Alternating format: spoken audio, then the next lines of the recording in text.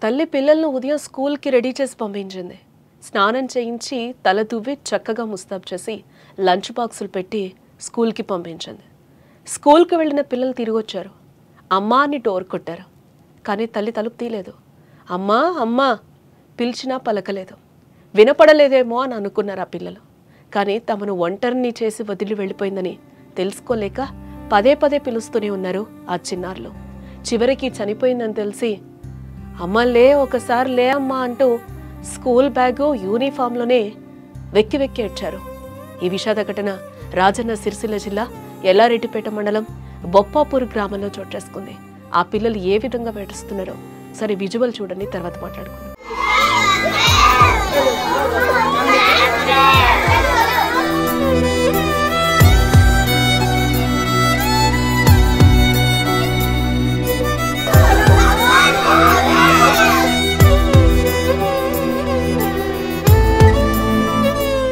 హరి రమ్య దంపతులకు 3 పిల్లలు.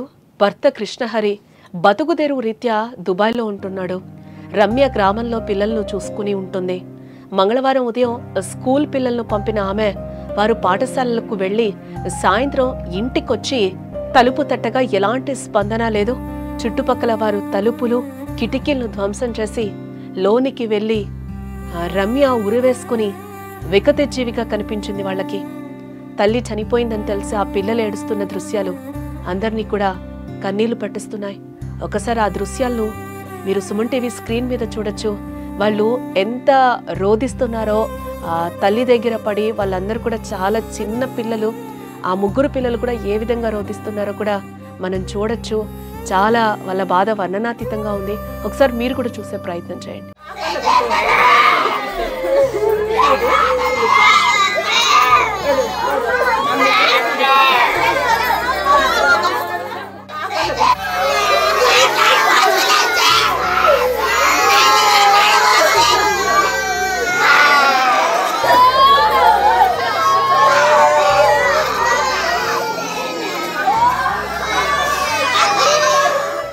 ఆ పిల్లల పరిస్థితి చూస్తే ఎంత భయంకరంగా ఉందో అర్థమవుతుంది.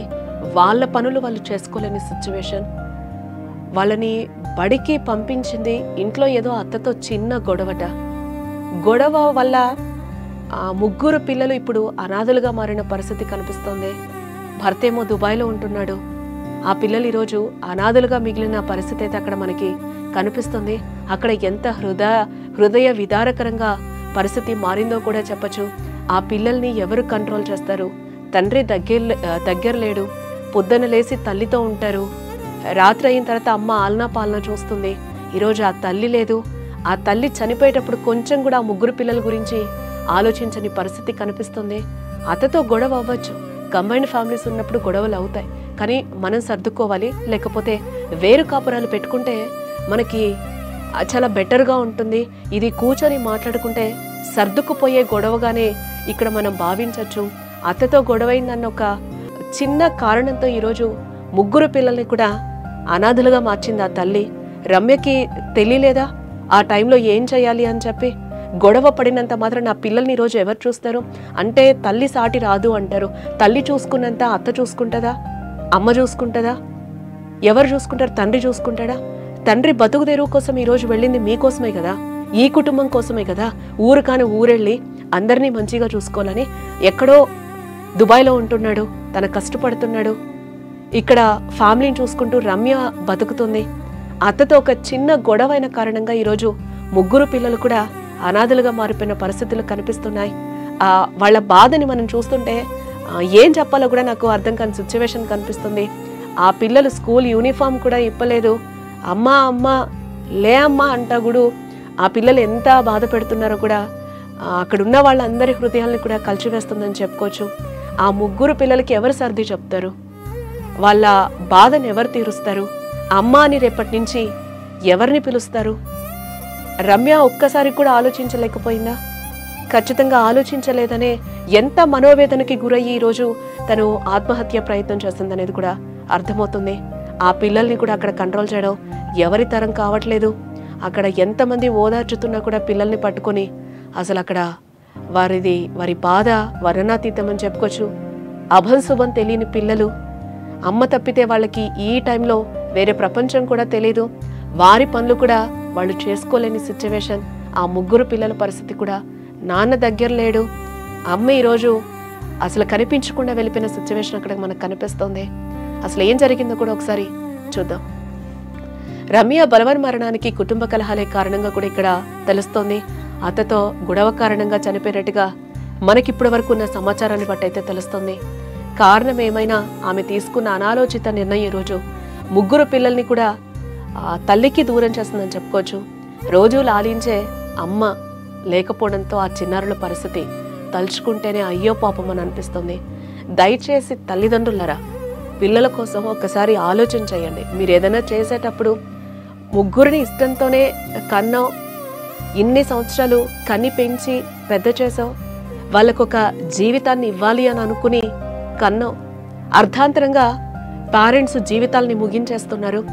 ఏదో చిన్న కారణాల వల్ల క్షణికావేశంలో తీసుకుంటున్న నిర్ణయాలు ఈరోజు పిల్లల్ని అనాథలుగా, చాలామంది పిల్లల్ని అనాథలుగా మార్చేస్తున్న పరిస్థితులు కనిపిస్తున్నాయి. వదిలేస్తున్న పరిస్థితులు కనిపిస్తున్నాయి. కొంతమంది వదిలి వెళ్ళిపోతున్న పరిస్థితులు కూడా కనిపిస్తున్నాయి. క్షణికావేశంలో తీసుకునే నిర్ణయాలు కుటుంబాలని రోడ్ల మీద పడేస్తున్నాయి. జీవితాల్ని కూడా నాశనం చేస్తున్న పరిస్థితులు కనిపిస్తున్నాయి. అనాలోచిత నిర్ణయాలు ఈరోజు రమ్య తీసుకున్న ఒక అనాలోచిత నిర్ణయం ఈరోజు పిల్లల్ని రోడ్డు మీద పడేసిందని కూడా చెప్పచ్చు. ఆ 3 పిల్లల భవిష్యత్తు ఏంటి? అమ్మలేని లోటు వాళ్ళకి తీరుతుందా? ఎవరు పూడుస్తారు అమ్మలేని లోటుని? వారికి జీవితాన్ని ప్రసాదించిన మీరే వచ్చే కష్టాలను తట్టుకోలేక వెళ్ళిపోతే వారి పరిస్థితి ఏంటో ఆలోచించాల్సిన అవసరం మీకు కూడా ఉంది కదా. ఒక నిర్ణయం తీసుకునే ముందు ఆలోచించాలి. ఆ పిల్లల భవిష్యత్తు ఏంటి? అంత ఇష్టంతో పిల్లల్ని కానీ వాళ్ళకు ఒక మంచి భవిష్యత్తు ఇద్దామని చెప్పి అర్ధాంతరంగా పేరెంట్సే తనువు చాలిస్తే పిల్లల భవిష్యత్తు ఏంటి? వాళ్ళ దారి ఏంటి? ఒక్కసారి కన్న తల్లిదండ్రులు ఒకసారి ఆలోచించాలి. ఆ తల్లి పిల్లల్ని ఉదయం స్కూల్కి రెడీ చేసి పంపించింది.